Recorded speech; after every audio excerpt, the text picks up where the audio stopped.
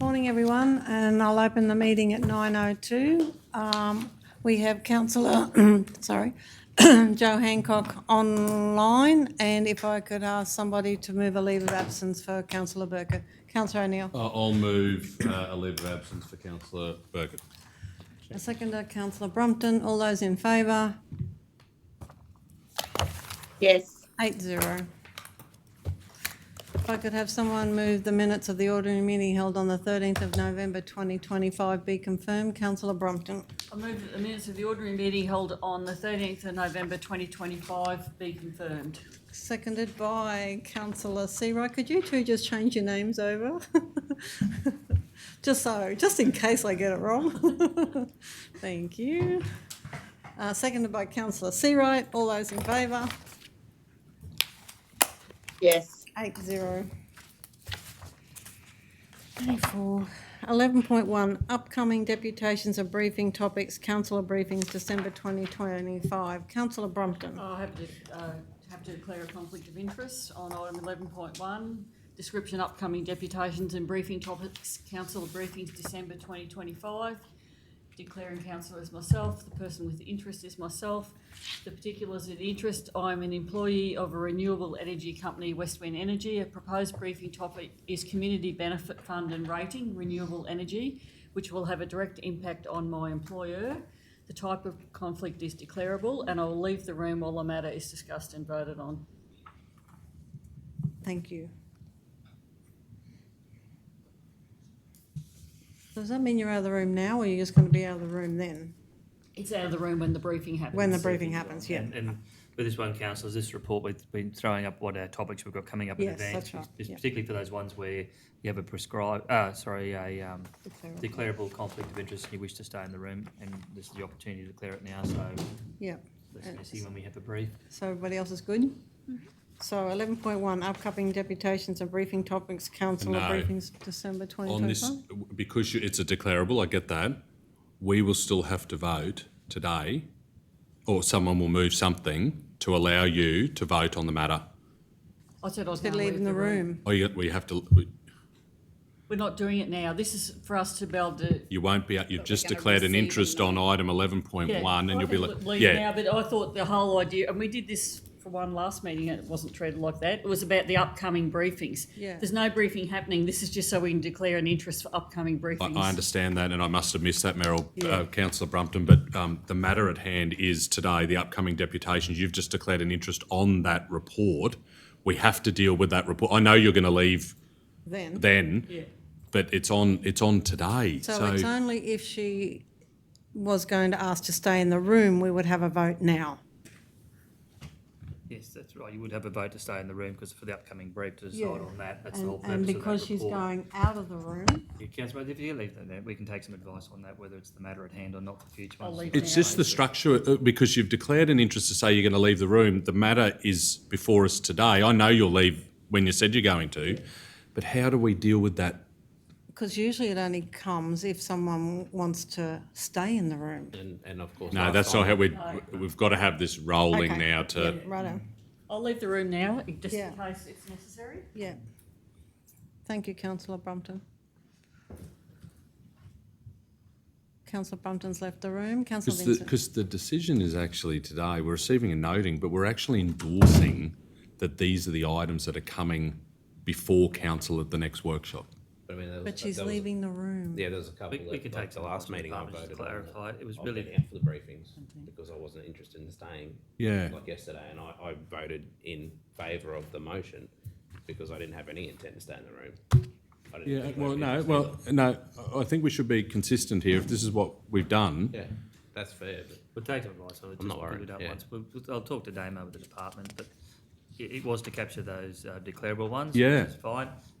It hasn't been a problem for the prescribed ones at the briefs because the councils have been leaving the room. It's on, So yeah. they have been leaving the rooms on. It's only those prescribed where they wish to stay in the room. So that's fine. I think just playing it safe today, we'll take some advice from the department there about, but certainly, obviously, the actual, the briefing, they're out of the room, but But they'd be out of the room anyway for a briefing. It says then when it comes to council as an agenda item, that they declare and they get out of the room. So, Potentially having a conflict of interest on a conflict of interest. yeah, it's just it just doesn't feel right now. That's right. Anyway, let's- We'll take some advice from the department there, whether it's the matter at hand. Yeah, Yeah. but anyway, Councillor Brompton's happy, so that's all good. Councillor Vincent, I move that council receive and note the officer's report as presented. seconded. Councillor Seawright. All those in favour? yes, 7-0.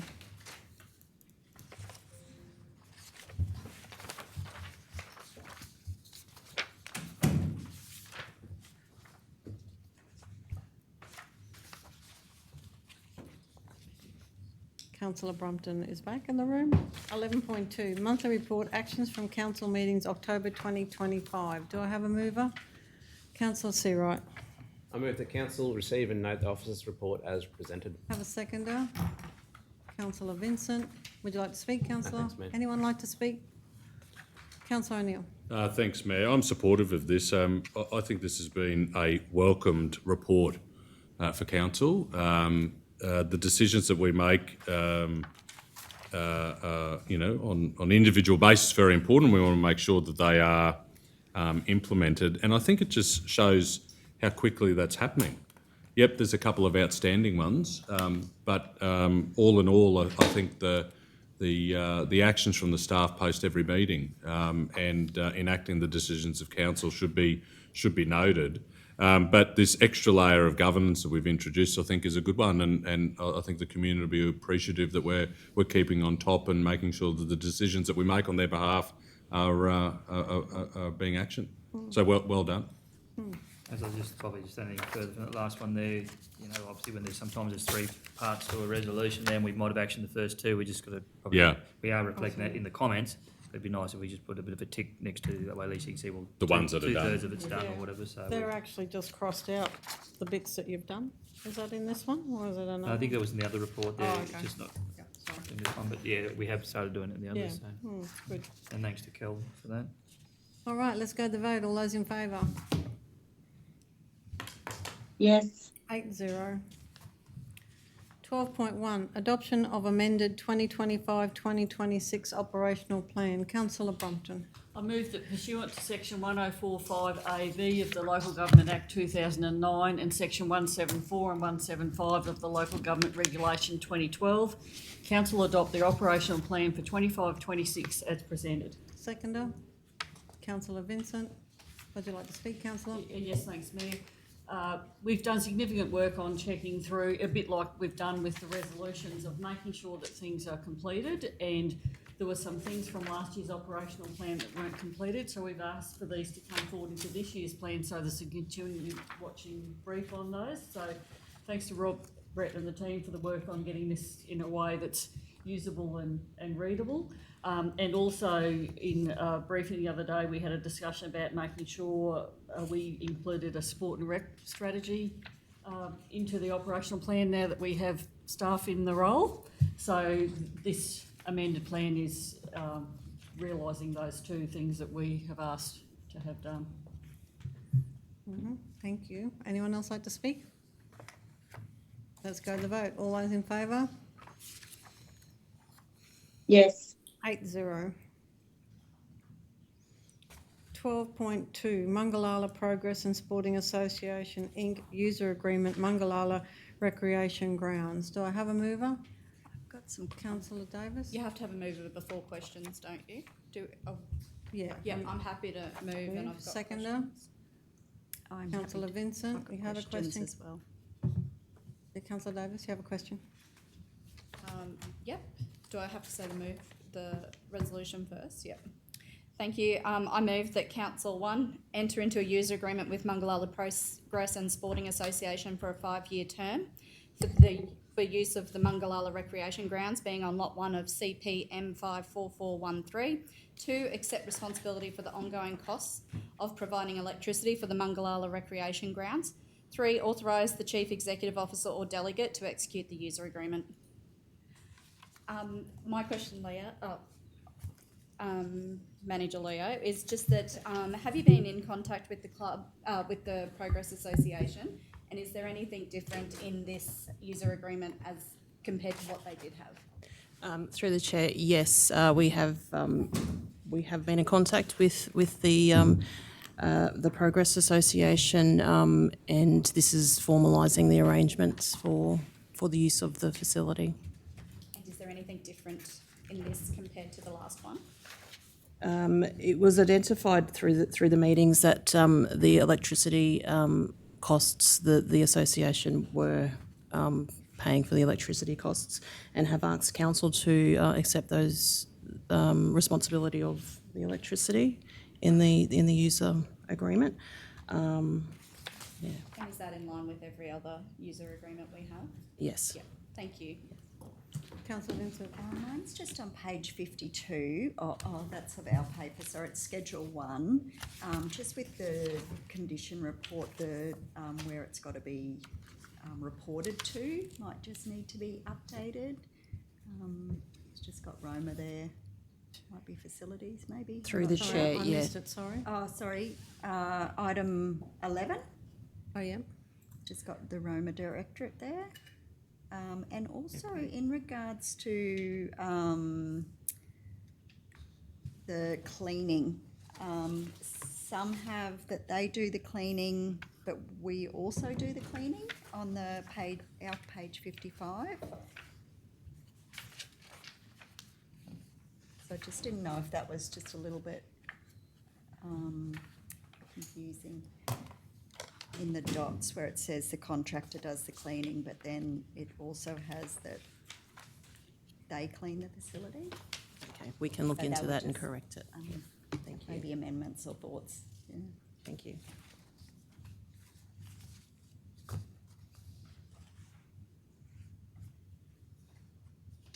With that Richard one, Leo, that RSL one there, is there, we do some cleaning and they do some cleaning on that one? For events, if the hirer asks for some form of in-kind assistance, council have approved cleaning services for the event, but the RSL is responsible for the cleaning in their management agreement. Yeah. I think that's sort of what it's talking about here from what I can read, because cleaning of the facility amenities grounds during access times and on completion of events is the Progress Association's responsibility. And then the scheduled cleaning, the normal cleaning, is the contractor. That's why I raise it. We do something similar to Well, for an Mitchell old there. cleaning, Well, we What's don't this have our next cleaning facilities? schedules yet. That's another question. You right? Yeah. Okay. Would you like to speak, councillor? Just to say that thank you to staff for having these conversations, and it is good to have all of our users on an even par, and what council does provide to that community. So thank you. Anyone else like to speak? Let's go to the vote. All those in favour? Yes. 8-0. 12.3 Amendment to the 2025-26 Budget. Councillor Brompton. I move that council pursuant to sections 169, 170 and 171 of the Local Government Regulation 2012 adopt the amended budget for the 25-26 financial year as per attachment 1, incorporating the statement of income and expenditure, the statement of financial position, the statement of cash flow, the statement of changes in equity, the long-term financial plan, the measures of financial sustainability, the statement of capital works and project works program. Have a seconder. Councillor Davis, would you like to speak, councillor? Just briefly, the detail is in the report, but this is pursuant to the quarterly review, which is a normal process of local government, looking at any changes that need to occur for the budget. The details of those are in the attachment. They're minor changes, although I do note that the amendment then moves us at this stage from a deficit of 1.56 million to 2.077 million forecast deficit, but that's as at Q1, and there will no doubt be other changes during the financial year. Thank you. Anyone else like to speak? Let's go to the vote. All those in favour? Yes. 8-0. 15.1 Repeal of Arts and Culture Policy 16/20 D16/6336. Sorry? I'll move again if that's Oh, yes, within yep, my. yep. Okay. Councillor I Devine. move that council repeal the existing arts and culture policy 16/20, D16/6336. Have a seconder. Councillor Uh, Vincent, I have a question. I have a question too, when you're ready, Madam Mayor. Thank you. Is the word repeal the right word? Yes? Okay. We don't often see that. No. No, because we normally do amend or a new one, but this one we're actually Wiping it out. wiping it. Okay. Councillor replace it too. Hancock, you have a question? Yeah, I do. Just with the process of we're repealing the arts and culture policy. I get that it's outdated, but why do we have to do it now? What's the risk there when at least we've got some sort of a policy? I would have thought that we would have repealed the old policy when we adopted the new policy. So right now, if we repeal this, there will be no policy until we adopt the new policy. Just wondering about that process. Yeah. I'm happy to speak first, if you like, Councillor Hancock. From my understanding, we are developing a strategy, not a policy. There's no requirement under the Local Government Act for us to have a policy. This is a very outdated policy, and the strategy will cover the things we need to cover. And the officers have looked at what other councils do as well. Some do have policies, normally quite basic, not as detailed as ours, but we believe the strategy is what we'll need. There's no requirement to have a policy. We're trying to do red tape reduction, so it was reducing the number of policies, but the officer might have more to add. Councillor Brumpton, you've covered it very comprehensively, but that's right. It just gives us a little bit more flexibility in how we do things with the strategy. A policy is extremely prescriptive, and in this case, it isn't necessary for this type of work. So, Did you have a question, Councillor Vincent? Don't- No? Councillor Hancock? Don't have a problem that we're changing from a policy to a strategy. Just wondering about, do we have to repeal the policy and leave us with sort of nothing, I guess, while we're waiting for the strategy? Is there what's the thought behind doing that and leaving us with nothing at the moment? I could answer that. Yes. Thanks for the mayor. Okay. Councillor Hancock, we haven't, from what I've been told, we haven't used the existing policy for many, many years. I don't really think there's any value in it at the moment, whether it's policy or not, but we can delay this decision if you want, but ultimately it'll make no difference at all. I don't think that'll be necessarily. Councillor O'Neill, do you have a question? Yeah, thanks, Mayor. I just, in terms of the recommendation, on page 81, options consider point 2, says this option reflects a recommendation of the report. Why isn't the recommendation repeal the existing policy and proceed with the development of the arts and culture strategy? Because we're still doing it anyway, it's in our plan. So I don't know why we would need to restate what we're doing, but we can add those words if you want to. can be added. Absolutely. Which is number 2 Yeah, is that, Yeah. but that's not what the option reflects the recommendation of this report. okay, yeah. I'm happy to amend the, I move that council repeal the existing arts and the arts and culture policy 16/20 D16/6336 and proceed with the development of the arts and culture strategy as per their operational plan. Right, everybody. Do I who have a was second Happy to yet? second.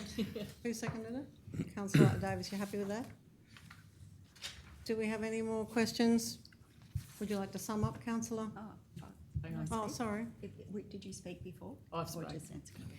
I'm happy to support this one today. I've had a look through the policy. It does read like a strategy in places anyway. It may have been cut and pasted from a community plan or something at the time, I'm not sure. But as you say, we're trying to reduce red tape, and I think the strategy that's in the op plan this year will go a long way to helping our staff in the arts and culture area to assist our community. Thank you.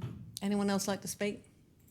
Would you like to sum up, I'll councillor? just quickly sum up and say, reflecting the questions about cancelling the policy now, it was overdue for renewal in 2019.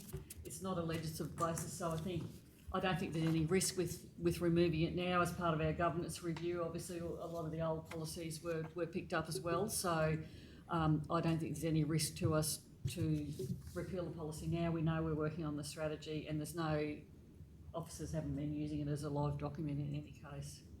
Thank you. All right, with that, we'll go to the vote. All those in favour? Yes. 8-0. 15.2, thank you.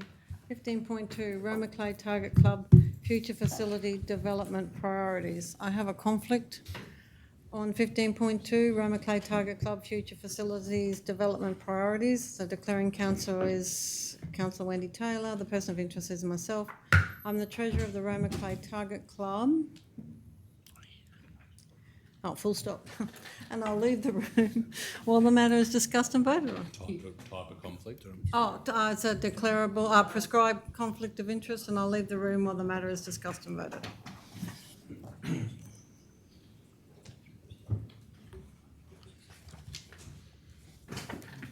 on. Thanks, Mayor. The Mayor's left the room. Item 15.2, Roma Clay Target Club Future Facility Development Priorities. Is there a mover?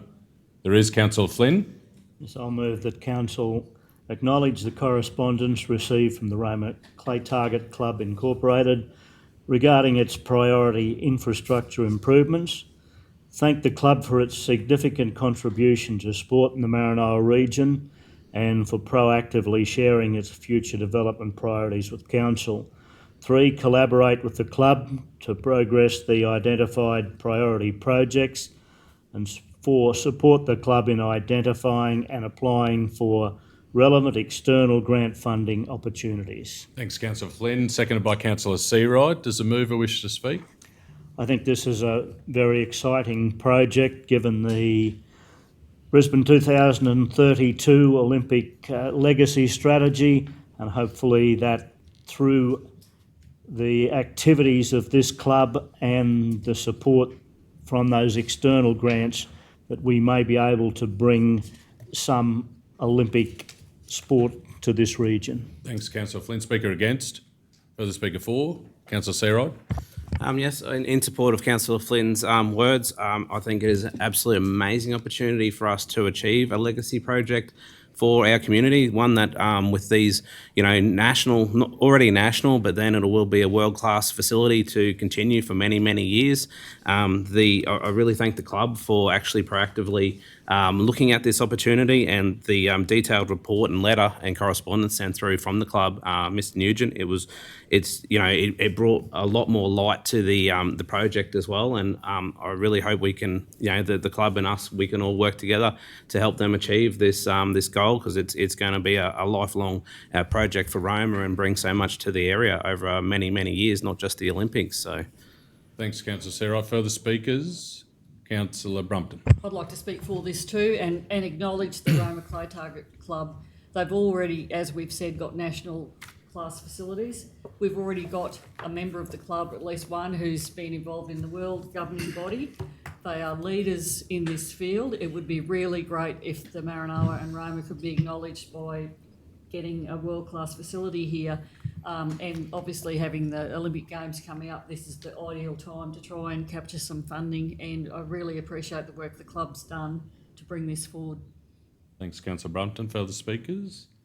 I'll speak in favour. I echo the comments that have been shared by my fellow councillors, and my thanks go to the club too, particularly Rob Nugent as patron and an incredibly passionate member of a very active and strong sporting club in our broader community. They've obviously got a unique proposition here, and I think it's something that council should to grab with both hands and work with the club to bring to fruition. The 2032 Games is obviously opening up real opportunities outside the southeast corner, and we've got a government that is committed to supporting communities that won't directly host necessarily the major events in that southeast part of the state, and I think we should harness that and do all that we can to position the Roma Clay Target Club, Roma in general,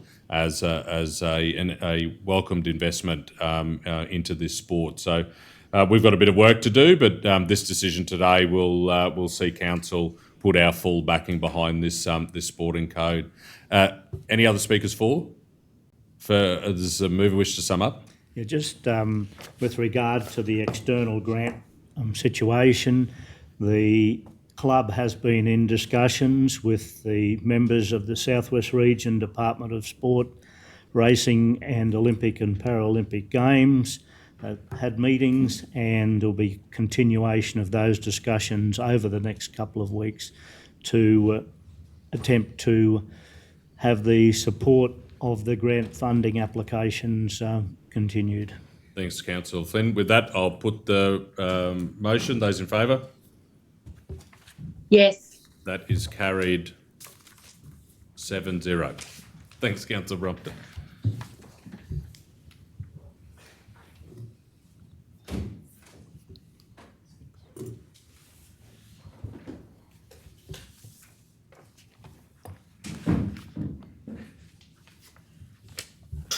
Excuse me. Bless you.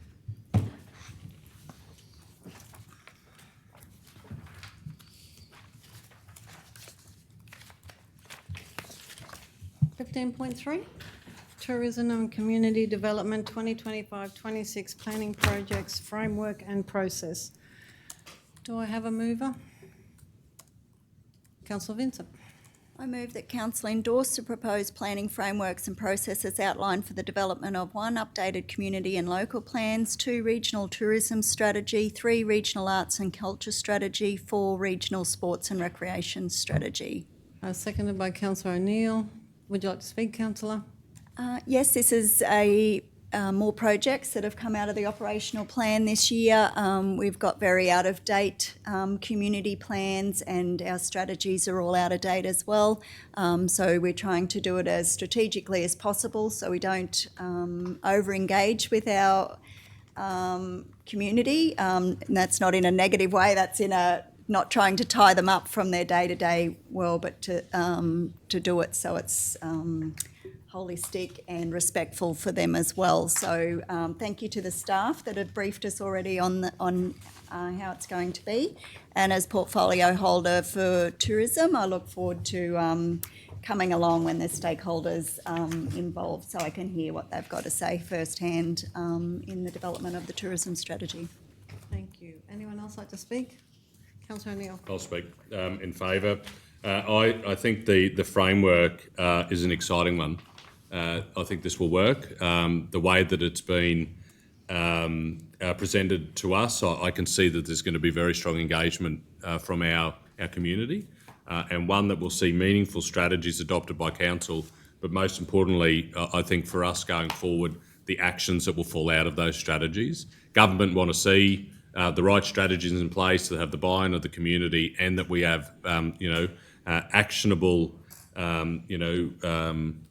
this is terrible wording, actions by council to implement for our community, because there's going to be some really good projects that fall out of this, and we can't do it alone. We need the support of external stakeholders, other levels of government, and I think by having these strategies looked at and adopted by council and having the right plans coming out of it, I think we will see some welcomed further investment coming in from the externals, funding bodies that help us do what we want to do for our community.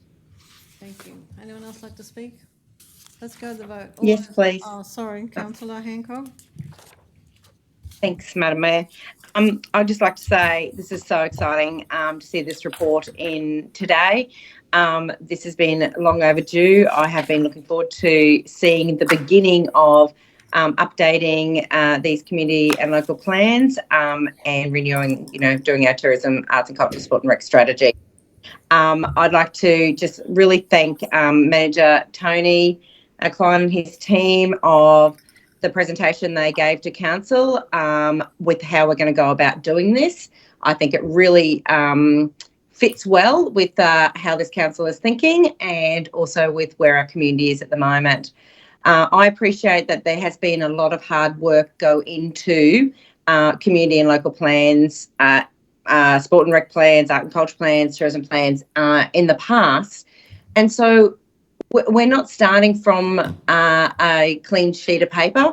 We've actually got some really great bones that we can start from that have come from community, not decisions in the chamber, but have actually come from community. And so I think this is a really respectful way of going forward with these, developing these plans and strategies, is to firstly respect the community members who have given many, many hours of their time to get us where we are now. But it is long overdue that we update them, and I'm really excited to see this come today, and really look forward by being part of the process going forward and having them done by at least, I think the report says June 2026. So, yeah, fully support this today. Thank you. Anyone else like to speak? Would you like to sum up, councillor?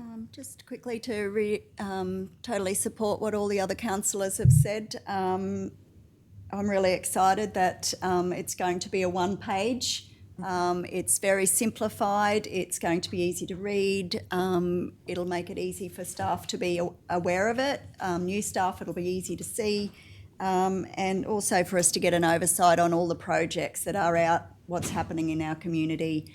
So we've got full visibility of projects that are occurring and ideas that are out there. So that'll be great for us, especially in the lead up to another budget next year. So look forward to seeing it. Very good. Thank you very much. All right. On that note, we'll go to the vote. All those in favour? Yes. 8-0. Up to the late, L1.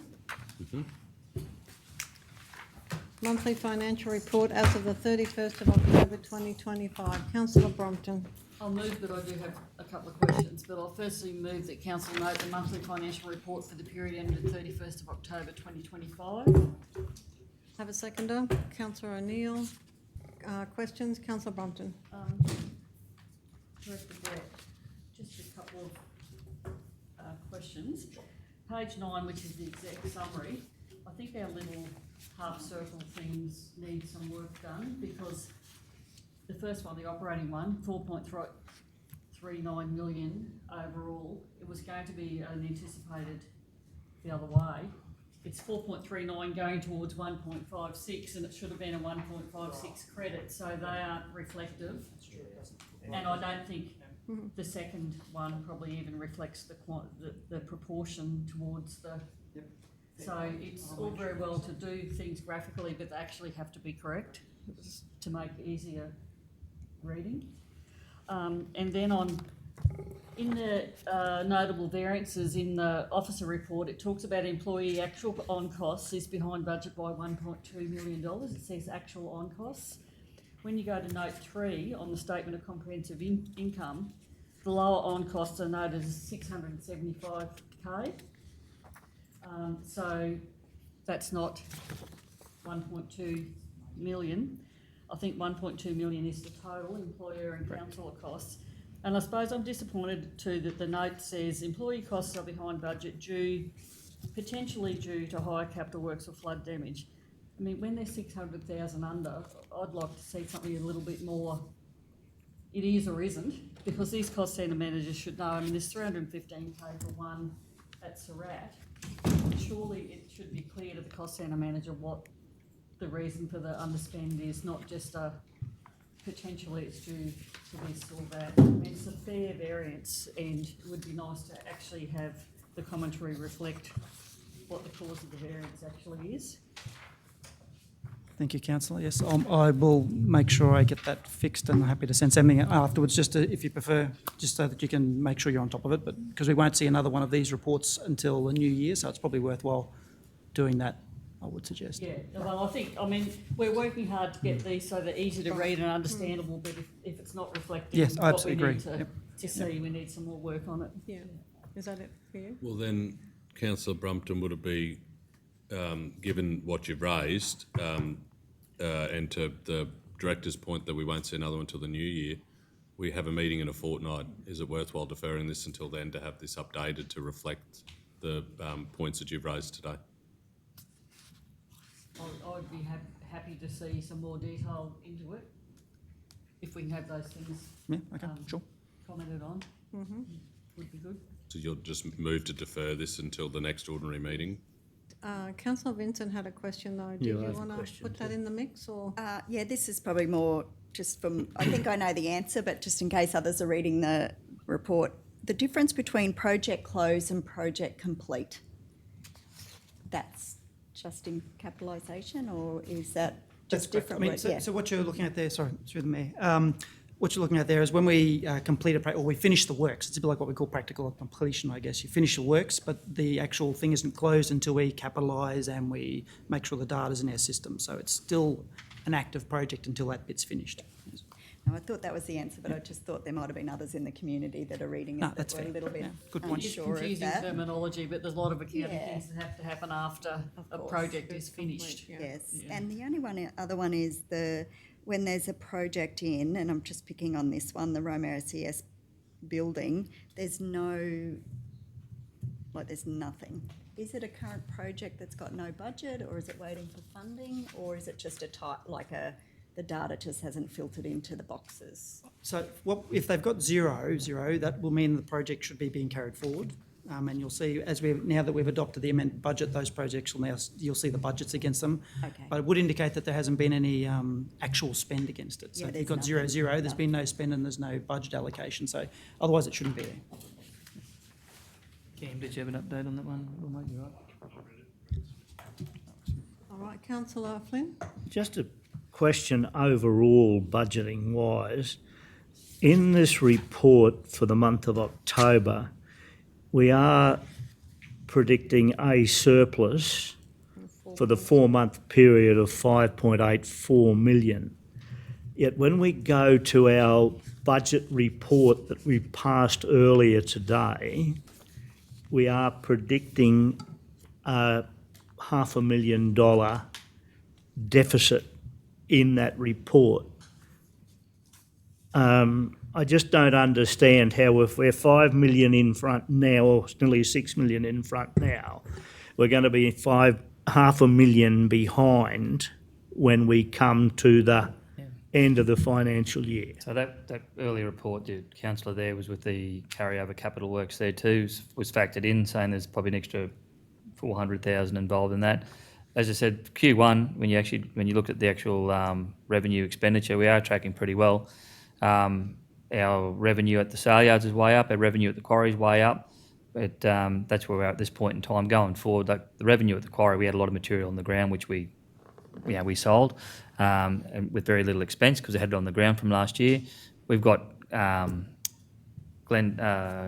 done in there doing the blasting and the crushing there, so that's an expense that'll carry through. So you'll see a lot more expense against some of these other projects in Q2. So I'll take your point. I think because we're only at Q1, I said to the guys, I'd probably wait till Q2, get a better feel where we are on some of our predicted revenues, because it'll go quiet over Christmas with the sale yards. We've got a lot more expense to come in with the quarry with that blasting and crushing. So I think you'll find while our revenue's way up in Q1, there's still some expenditure to be accounted for there too. We are tracking pretty well, like you said. Why I asked the question is had some discussions with other councillors with regard to some projects that may need expenditure that aren't budgeted for at the moment.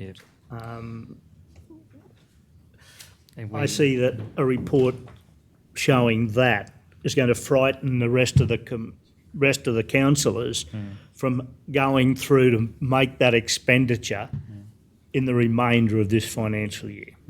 Now in Q1, where as you said, we are tracking very well. We probably, as I said, with the sale yards and the quarry, there's some expense, and we'll see the numbers drop off there.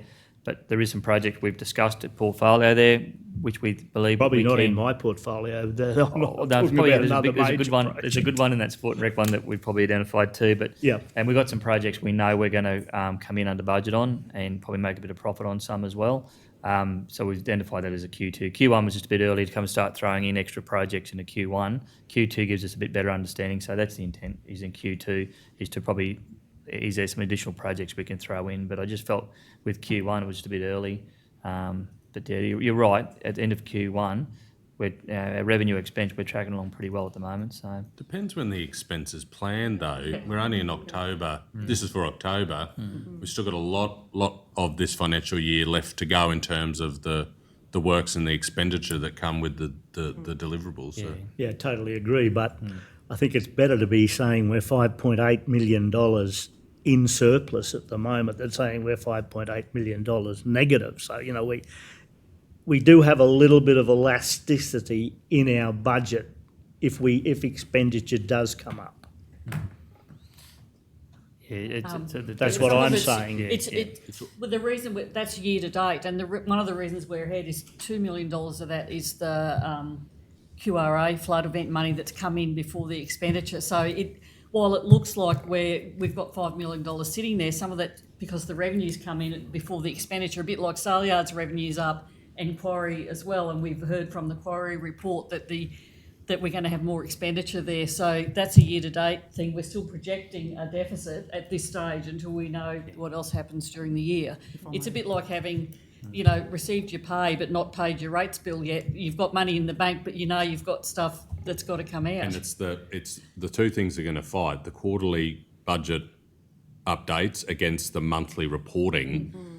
They're not always going to match, and as the CEO said, when we get to quarters 2 and 3, we'll be able to see whether it's realistic that we're going to deliver what we said we were going to deliver, and then it opens up a conversation that you're talking about, Councillor Flynn, as to whether we're able to look at additional projects to fund those.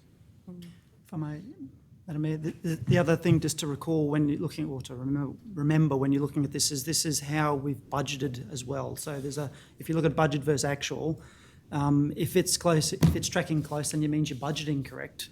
And you would expect still, because it cycles through the year as income, you get your rates earlier in the year and it dips as you consume it, and then it goes back up again and goes.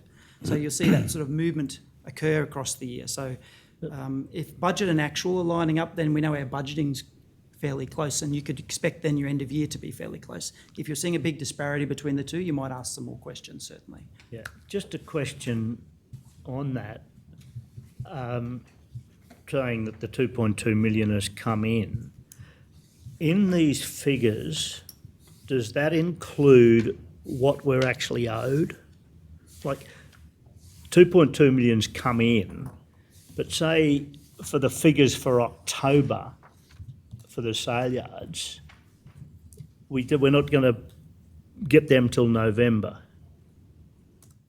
So doesn't what we're owed come into consideration when we're saying that we have received XYZ amount of money?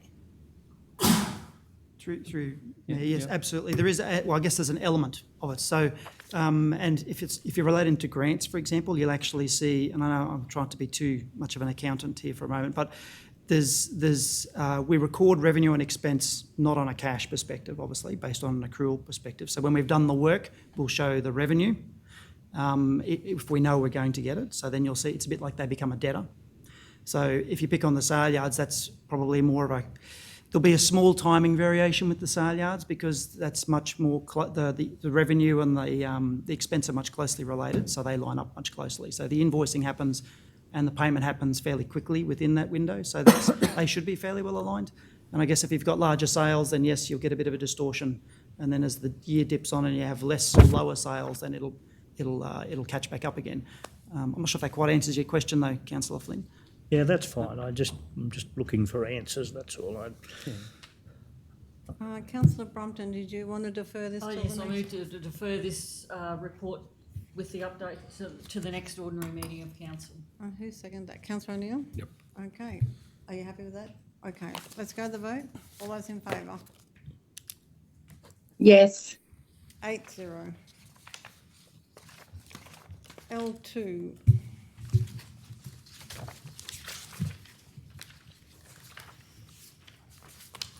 Investment prospectus. Do I have a mover? I'd like to move. Just got a conflict of interest. Just a sec. Councillor Hancock. I need to declare an interest on item L2, investment prospectus, declaring councillor as myself, Councillor Brumpton, person with interest is myself, particulars of the interest. I'm an employee of a renewable energy company and a proposed investment option is renewable energy. It's a declarable conflict of interest. Although I have a declarable conflict of interest, I do not believe a reasonable person could have a perception of bias, therefore I will choose to remain in the meeting. However, I will respect the decision of the meeting on whether I can remain and participate in the decision. Anybody got any words? Councillor Vincent. I move that it is in the public interest that Councillor Brumpton participates and votes on agenda item L.2 because a reasonable person would trust that the decision is made in the public interest. Seconder, Councillor O'Neill. All those in favour? Yes. 7-0. Okay, do I have a mover? Happy to move. Oh, sorry. Yes, sorry, Councillor Hancock. I move that this is laid on the table to a future briefing of council. Have a seconder, Councillor Vincent. Did you want to speak, Councillor? Don't know if I'm allowed. Oh, yeah, I don't know if you're allowed either. Don't think you are. But look, with your permission, Mayor, just for feedback for the staff. Maybe we've opened a can of worms. Just for the feedback is there's been a lot of work done on the investment prospectus, and we've had a couple of councillors go away recently, and they've seen some other really great work, and it's timely now that we could come back together and have a real good chat about it.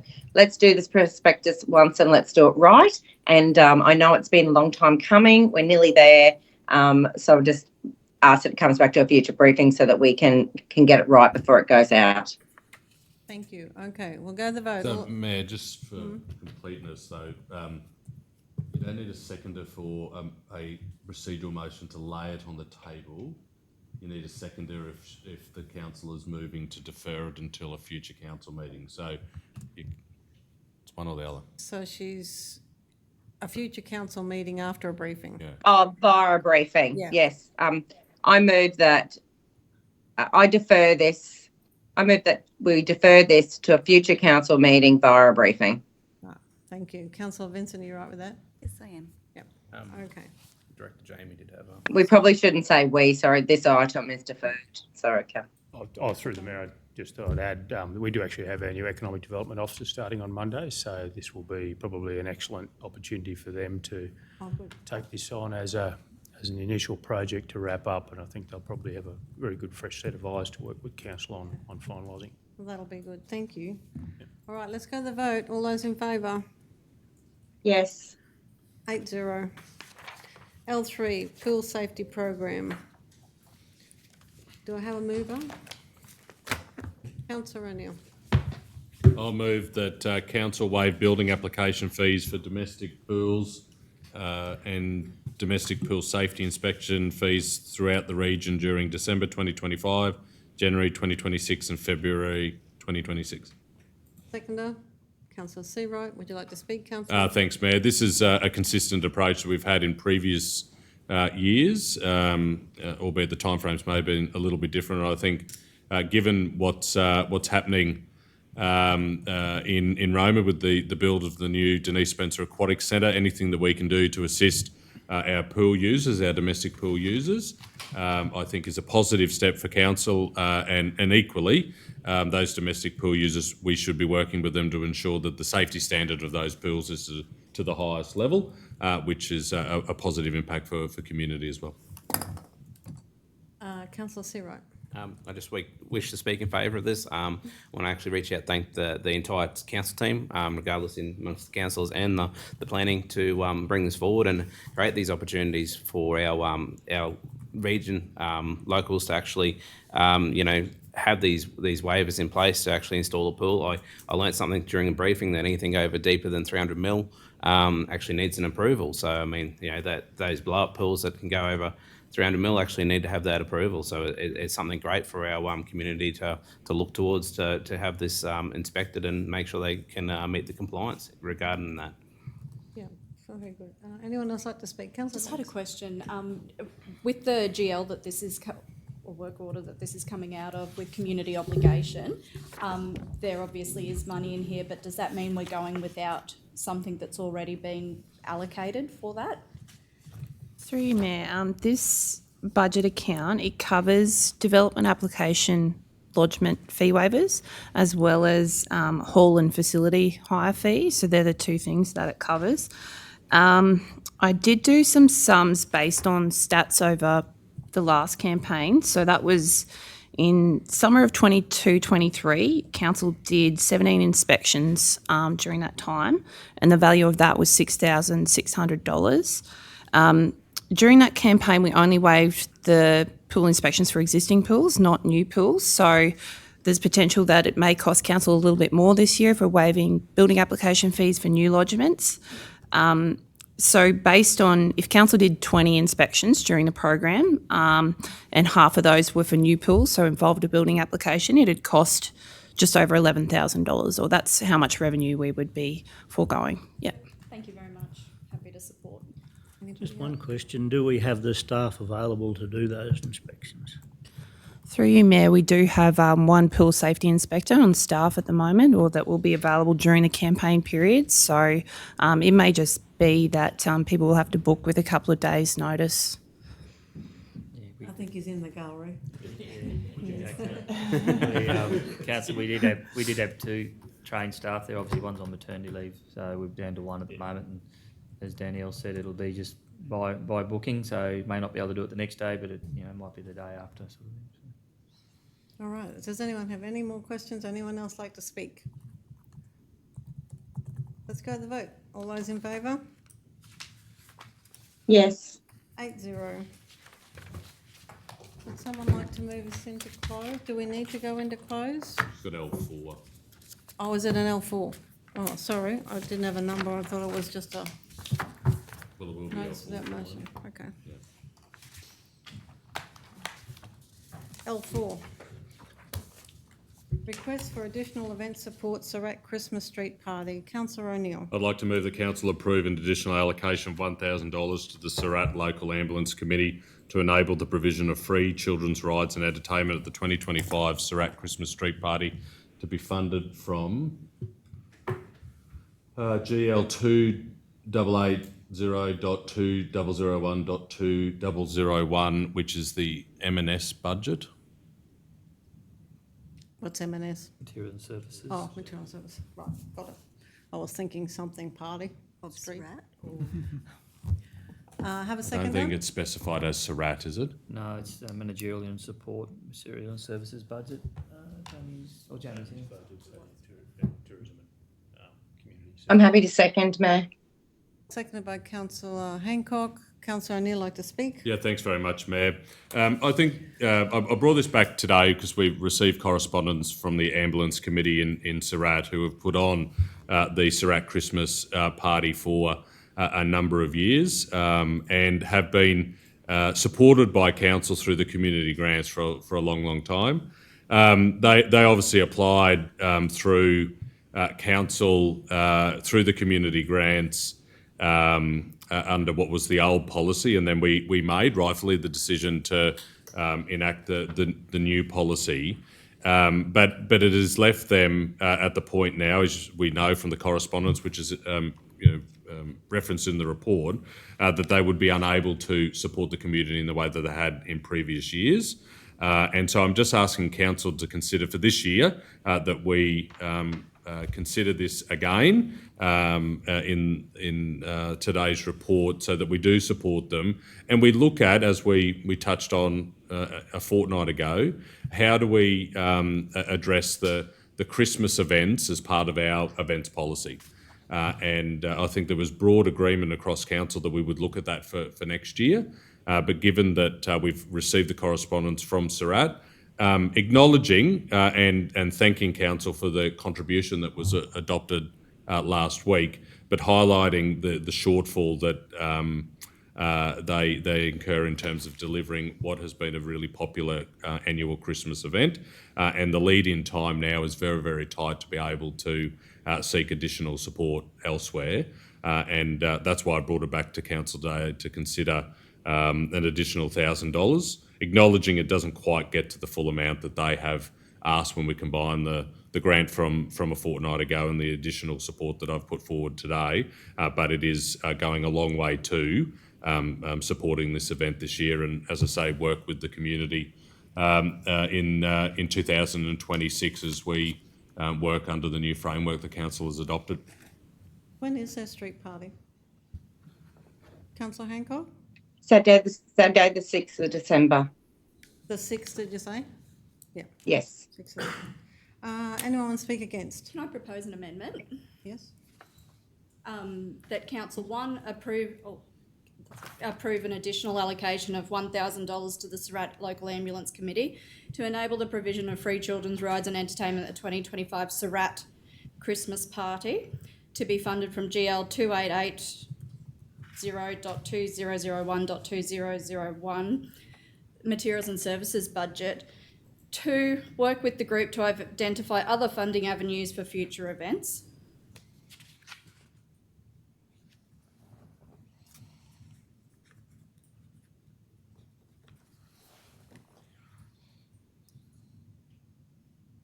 And that's it. I'm happy to accept that amendment. Councillor Hancock, are you happy to accept that amendment? Yes, I am. Okay, would anyone like to speak against? Would anyone else like to speak for? Councillor? I would, thanks. I'll just go No, Councillor you're right. Seawright first, thank you. Thanks, Mayor. Look, I'd like to speak to in support of this. It's probably tough being on one of the the outlying communities, and more so that I'd like to create that opportunity for all community members to participate, like our children and some of our community members that in the outlying regions, they don't always have the opportunity to come to, say, the Maranoa Street Party to have these availability of rides. Sometimes in these outer communities, parents might not be as close. Like, we're living in a hard time, like in tough times, so parents might not be able to afford the fuel. And I just like to help to assist our community for all, to access all kind of opportunities for these kids to ride, and it's Christmas. So I wouldn't expect, a kid have to pay to get onto a ride to, have a bit of fun in a street party. But I do support as well Councillor Davis's addition to work with the group to identify further funding avenues for future events. It's something that we can look towards at the beginning of the year. Are we going to do this at the end of the year, and how can we, build our monetary value to get there to provide this for the kids? But at this point in time, I do support the addition of this to give that opportunity this year to have free rides for the kids of Surat. Thank you. Could I just mention, Kel, can we please strike out, I don't believe it is a street party. Councillor Hancock, if you can correct me, can we just put Surat Street Party? Christmas Party. Now I'm saying it. It's actually just a Surat Christmas Carnival. Okay. Either way, carnival or party, but yep, that's fine. Thank you. Sorry, that's my bad. Yeah. Councillor Hancock, you'd like to speak? Yeah, I do. Thanks, Madam Mayor. I'm supporting this today because I think that we adopted a policy that was correct.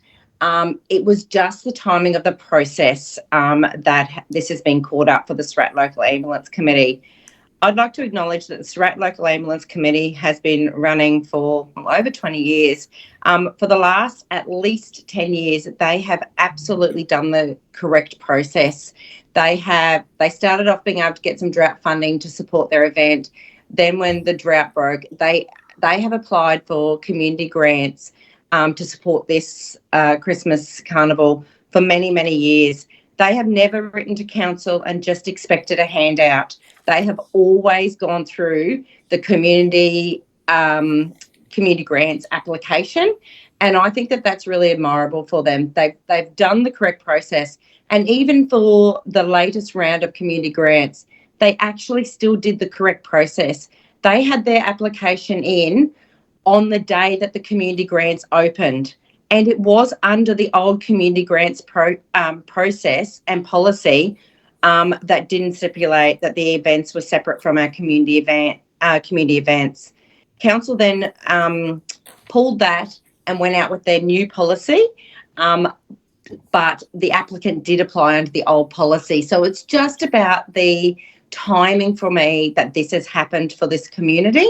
And so I am very supportive to a community group who has always followed the correct process for many years to be able to help them out for this particular event for this year. And then absolutely, number 2, work with the group to identify other funding opportunities for them. That is always a great thing to do. But yeah, today I'm just asking council to support this motion to really just help the community group get through the difference when we opened the funding and then closed it, then pulled it and then changed it. So that's why I'll support this today. Thank you. Thank you. Anyone else like to speak? Councillor Brumpton. Initially, I was going to vote against this, but on consideration and listening to what has happened, obviously, to this group, council has done a lot of work to try and get equity around some of the decision making, and so people just don't write letters and get funding. But it is about the timing. We are doing a lot of work to try and get things happening better. We realise that it has impacted on this community event that, as Councillor Hancock said, has always done the right thing about approaching council through the mechanisms that they believed were correct.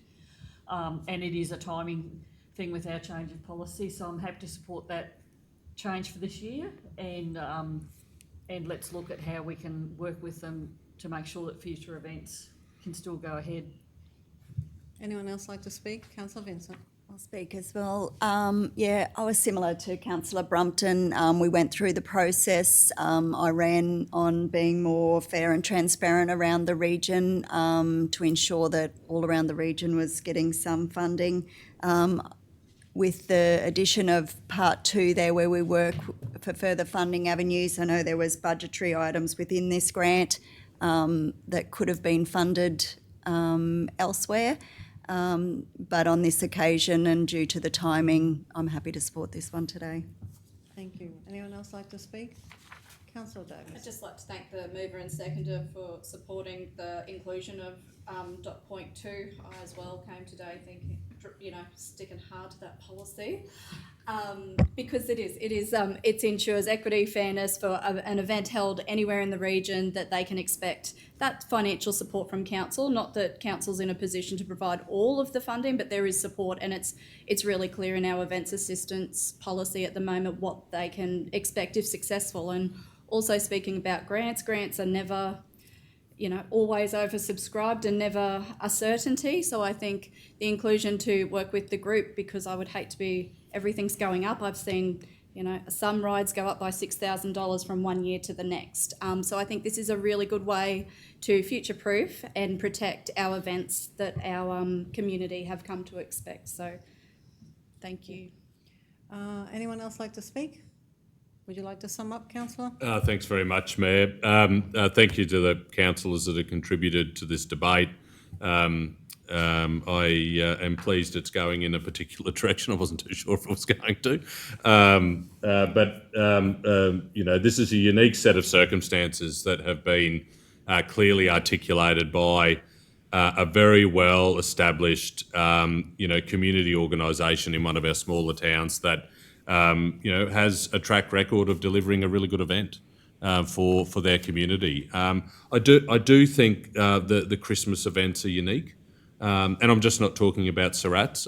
We've got a lot of community events that happen across the festive season that I think that council should support, and we need to look at a way that might be just slightly outside of the policies that we've adopted to address this time of year and supporting our community to come together as one over the festive period. So I'm pleased to move this. I think this will be welcomed by the Ambulance Committee in Surat, and I'm sure they'll be really appreciative of council considering their correspondence since the last meeting. Thank you. With that, we'll go to the vote. All those in favour? Yes. 8-0. Would someone like to move us into close, please?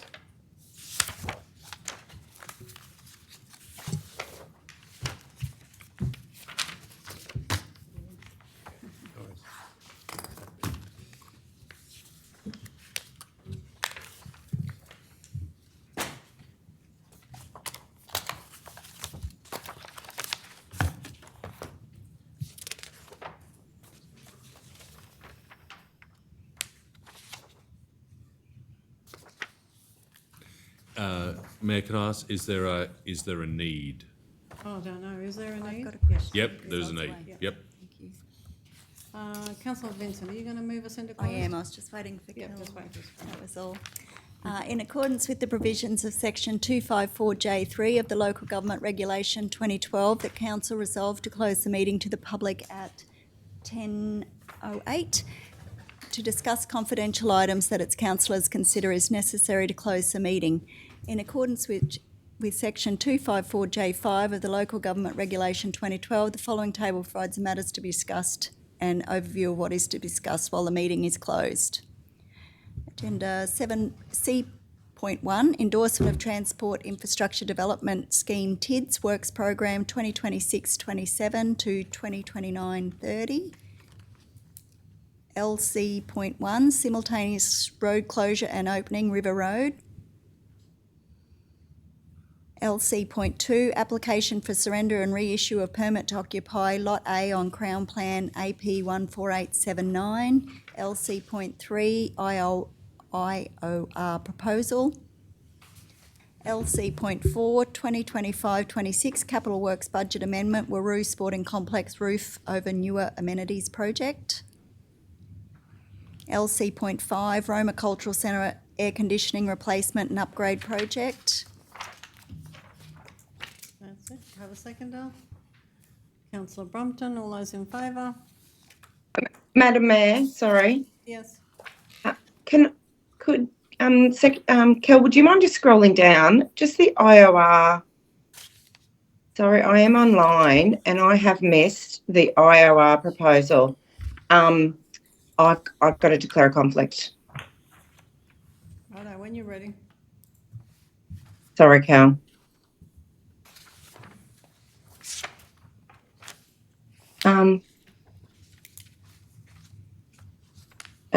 I have nothing in front of me, so sorry. It's coming, the screen's It's all right, it's coming.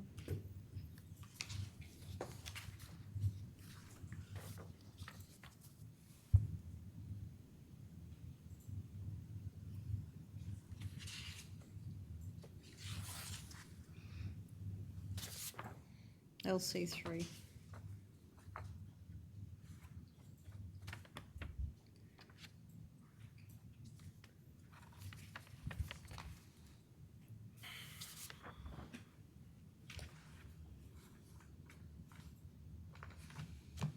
Person with interest is H5H Transport.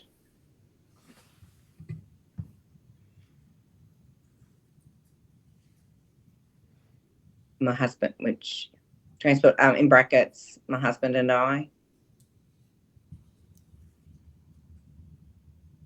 And then particulars of interest. H5H Transport is a trucking company.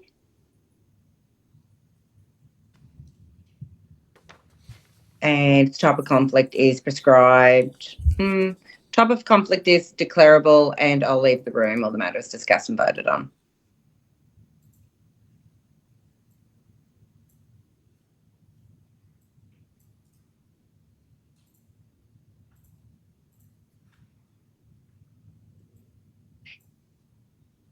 All good. Did I have a seconder? Yeah, Councillor Brompton. All those in favour?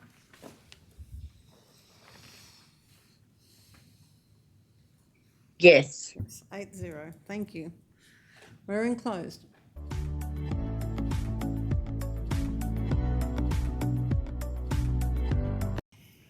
Sorry, Madam Mayor. I've just seen I have another conflict. So I would like to declare a conflict of interest on, just swapping between screens. LC1, simultaneous road closure and opening, River Road.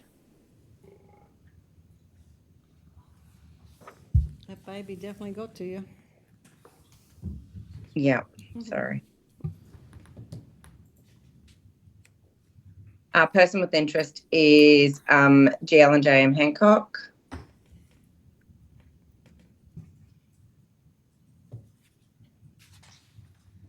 My husband and I, in brackets. I got to say that. Particulars of interest is we own a trucking business that may use this road.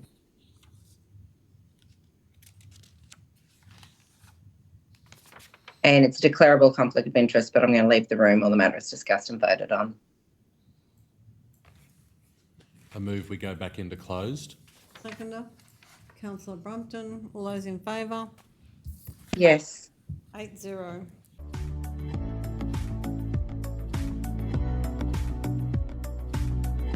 So we're back into open, and the first one is C1, endorsement of Transport Infrastructure Development Scheme TIDS Work Program 2026-27 to 2029-30. Do I have a mover?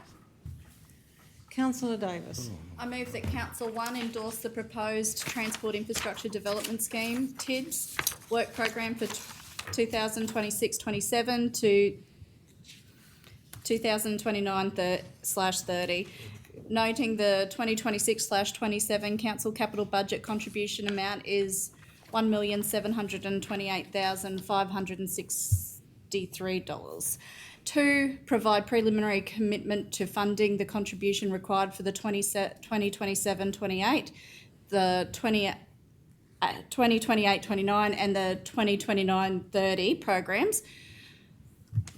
$1,728,563, $1,728,563 and $1,728,563 respectively, subject to annual review as part of the future budget deliberations. 3, authorise the Chief Executive Officer or delegate to sign the project scope forms for projects on the program. That's just so you feel comfortable spending that amount of money. Yeah. I should have read through. Seconded by councillor O'Neill. Would you like to speak, councillor? And I've got, Sorry? Madam Mayor, I have a question, and I also just want to check a date when it's appropriate.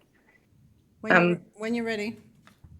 So just checking on the it says 2029 to 30 in the recommendation. Just on page 3 of the report, in the table, it says new year 2028/29. Just wanted to make sure that we've got our dates right there.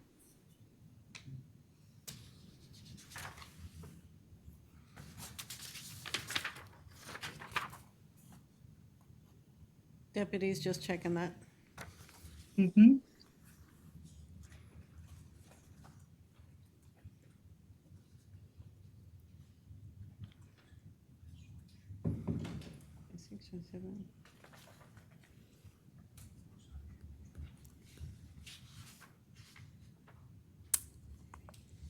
Deputy, do you want a copy of what we've got? Yeah, I'm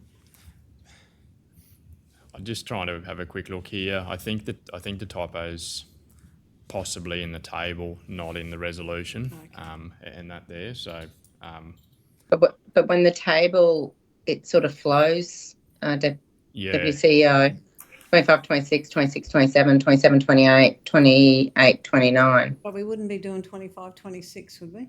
No. It's a 4 years program. Yep. Yeah. So if it helps, would the councillors just mind if we just come back to this one just before we close out? I just don't want to rush it. If I make a mistake here, we'll end up. I'll move we lay this on the table till the last item on the agenda. All those in favour? yes. 8-0. Thanks, councillors.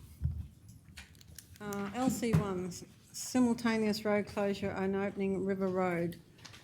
Councillor Hancock? I have a conflict, Mayor, so I'll just clock off and someone can let me know. I can come back on, please. Thank you. Councillor Hancock has left the screen. Okay, I've got someone to move, please. Councillor O'Neill. I'll move that Council 1 object to the application for a permanent simultaneous road closure and opening of a road that intersects Lot 31 on E5310, closure of the road that is adjacent to Lot 31 on E5310 and Lot 30 on E5310, and closure of the road passable between Lot 29 on E5310 and Lot 59 on E537. 2, request a further report regarding resumption of land for road purposes. 3, authorise the use of the land be dealt with under the Land Act 1994 by the Department of Natural Resources and Mines, Manufacturing and Regional and Rural Development. 4, authorise the Chief Chief Executive Officer or delegate to sign Part C statement in relation to an application under the Land Act 1994 over state land in respect to the application. Seconded by councillor Brompton. Would you like to speak, councillor? No, thank you. Anybody like to speak? Let's go to the vote. All those in favour? 7-0. Could somebody just text councillor Hancock, please?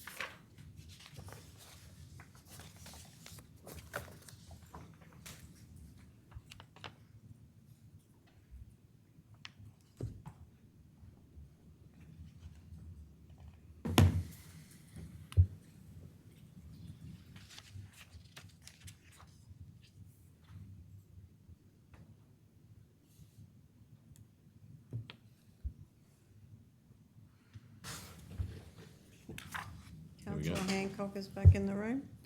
Thank you, Mayor. Thank you. LC2, application for surrender and reissue of permit to occupy Lot A on Crown Land AP 14879. Councillor Brompton. I move that Council 1 offer an objection to the issuance of a permit to occupy over land described as Lot A on Crown Plan AP 14879 in accordance with Maranoa Regional Council Stock Route Management Plan 2024 to 29, a requirement of the Department of Natural Resources and Mines, Manufacturing and Regional and Rural Development. 2, as trustee of the road reserve, authorise the use of the land be dealt with under the Land Act 1994 by the Department of Natural Resources and Mines, Manufacturing and Regional and Rural Development. 3, authorise the Chief Executive Officer or delegate to sign Part C statement in relation to an application under the Land Act 1994 over state land in respect to this application. Seconded by councillor Seawright. Would you like to speak, councillor? Would anyone like to speak? Let's go to the vote. All those in favour? Yes. 8-0.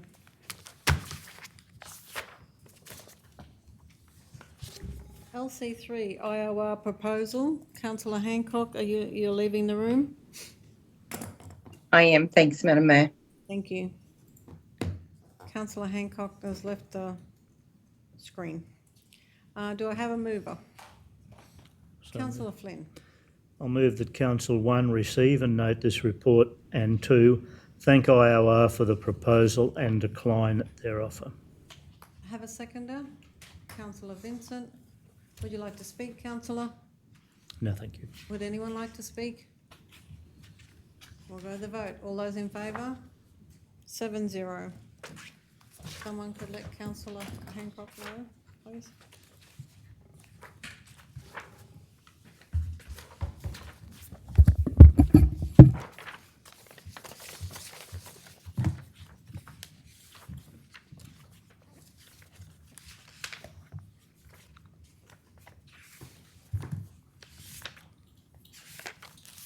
Councillor Hancock's back. Thank you. LC4, 2025-26 Capital Works Budget Amendment, Ruru Sporting Complex, Roof Over Newer Amenities Project. Do I have a mover? Councillor Vincent. Oh, Councillor Flynn. I'll move that Council 1 approve an amendment to the 2025-26 Capital Works budget to increase the allocation for Work Order 25061, Waroo Racecourse Roof Over Newer Amenities Block, to a total budget of $63,007. 2, approve the transfer of $23,897 from Work Order 25764, Waroo Sporting Club Canteen Fit Out, to Work Order 25061, Waroo Racecourse Roof Over Newer Amenities Block, to fund the budget amendment. Councillor, you just, the work order number was 2575. You said a 5754, okay. Thank you. I have a seconder. Councillor Brompton. Happy to. Would you like to speak, councillor? This project has been discussed with the Sporting Complex Committee at length over a couple of years now, and to get the project to fruition and to stop the deterioration of some of the building's decking would be great. Thank you. Anyone else like to speak? Yes, please. When you're ready, councillor. I'd just like to back up Councillor Flynn's comments. that this project has been on the books for lots of years, and we haven't been able to get it over the line. So thanks to the staff bringing forward a solution with the budget, because as the project hasn't been done, the price of the project's gone up as well. And it would be really great to see this project done and completed as in this financial year. Thank you. Anyone else like to speak? Let's go to the vote. All those in favour? Yes. 8-0. LC5, Roma Cultural Centre Air Conditioning Replacement and Upgrade Project. Councillor O'Neill. I'll move that Council 1, receive and note the update on the Roma Cultural Air Conditioning Upgrade Project. 2, approve an expanded scope of works for the Roma Cultural Centre Air Conditioning Upgrade Project, including the additional mechanical and electrical upgrades identified during detailed design to ensure a complete, compliant and long-term solution. 3, approve the additional allocation of $230,000 excluding GST to fully fund the expanded scope, with the additional amount to be drawn from achieved savings within the adopted 2025-26 Capital Works program.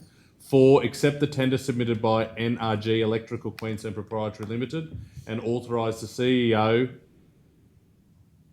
and or delegate to enter into final negotiations and appointment at a maximum contract price of $898,073.75, excluding GST.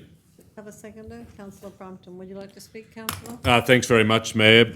We obviously had many discussions in the lead up to this year's budget in respect to what is a major project for one of our facilities.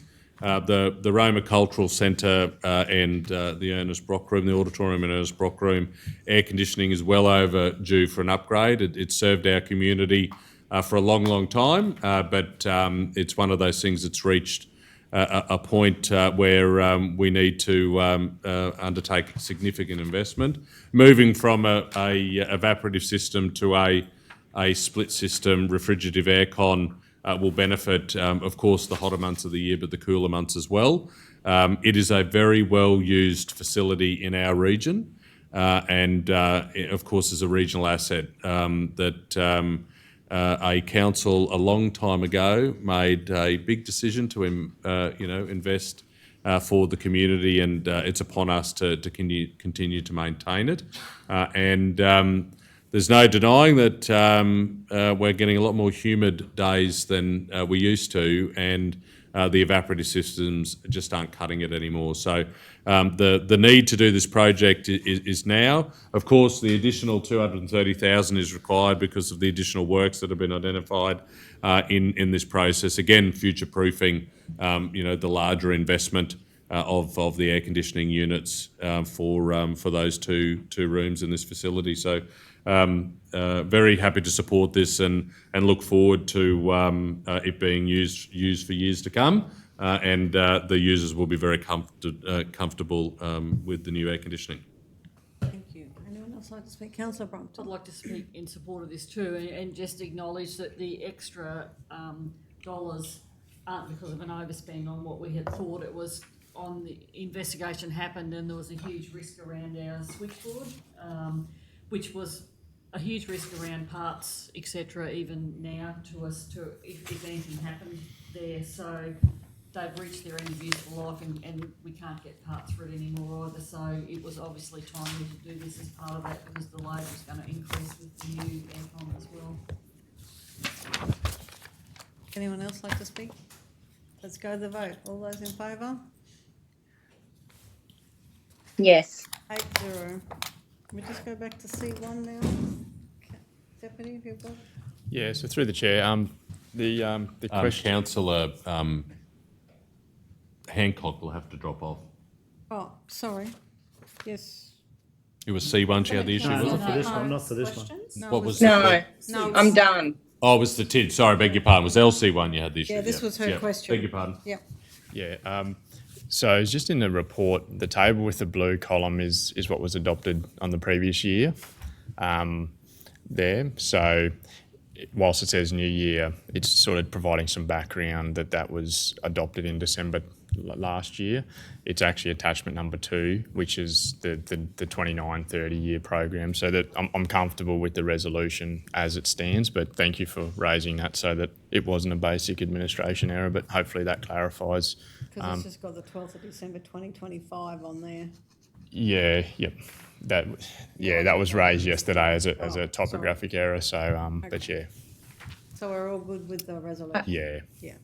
Are you right, councillor Hancock? I have another question. Yes? Yes, for that. I just have one other question, please. Yes? Deputy CEO, just notice on the table that the Tomby Road isn't in the plan, and I 100% understand that we can't do everything, but just wanting to clarify, the Tomby Road in Surat is a road of national significance. If we don't include it somewhere on our planning with this, will there be other opportunities to be able to do some upgrades to that road with other funding buckets? Yes. And other roads, acknowledging that there's probably other roads in the region that are also on that list that aren't in the table. Just wondering what other opportunities there'll be for those roads. Yeah, no, not a problem, councillor. Through the mayor, with that one there, with TIDS, it's obviously it's a fixed allocation. What we're discussing or considering today is approving budget in 4 years time. If there is particular roads, back to your question, there's absolutely definitely opportunities to fund it, whether it's through council own source funding, looking at in the next year or so whether there's overlapping flood damage to try and undertake additional works in conjunction. One point that I probably would point out is the roads that are recommended are significant length, and the strategy being there is if we can use the TIDS to help cover these big long roads, Begonia Road, Mount Moffat Road, Bollen Road, the intent is to try and take pressure off council's own source funds or other smaller programs to help with that there. So yeah, absolutely there's opportunities for these other roads, as you said, Tomby Road, the likes of Arello Road, they're the next tier of roads, and they're quite critical to our region. So, but yeah, I think the recommendation and the strategy here is the really big long length roads, because $300,000 on a Tomby Road could go quite a long way, whereas $300,000 on a Mount Moffat or a Bollen, it wouldn't have a significant impact. So try and use the TIDS program to actually take pressure off other parts of our funding sources. Otherwise, we'll be doing small, insignificant works on these really long lengths of road that need the scale to get the best economy and unit rates there. So. Everybody, all good? Thank you. You're right, councillor? Okay. Righto. Councillor Davis, did you want to speak? I did, but I think it's all been said, so... I just want to hear those numbers again. You're all good? I am, yeah. Thank you. Everybody good? All right, let's go to the vote. All those in favour? Yes. 8-0. Does anybody have anything else? Councillor Flynn? Yes, Madam Mayor, I'd just like to offer on behalf of the sporting community a vote of thanks to the Brisbane Broncos, in particular Alex Glenn and Alfie Langer, for the way they yesterday were able to reach out with our community as far as the bringing of the trophies that the Broncos had won to Roma for display, and the 4 functions, or actually probably 6 or 7 functions that happened during the day were all well attended. I'd also like to thank the Broncos staff that attended. They were very obliging, and also to the staff of the Maranoa Regional Council who were able to take their time out to make sure everything worked very well. I thought it was an outstanding day. We did receive some promotion last night on Channel 7 News, and I think the support of the community and the fact that the rugby league community got behind it was excellent. So just a big thank you to all concerned for yesterday's event. Yeah. Thank you, councillor. Very well said. Anybody else got anything else? Well, on that note, thank you, CEO. We'll close the meeting at 10:42, and thank you very much.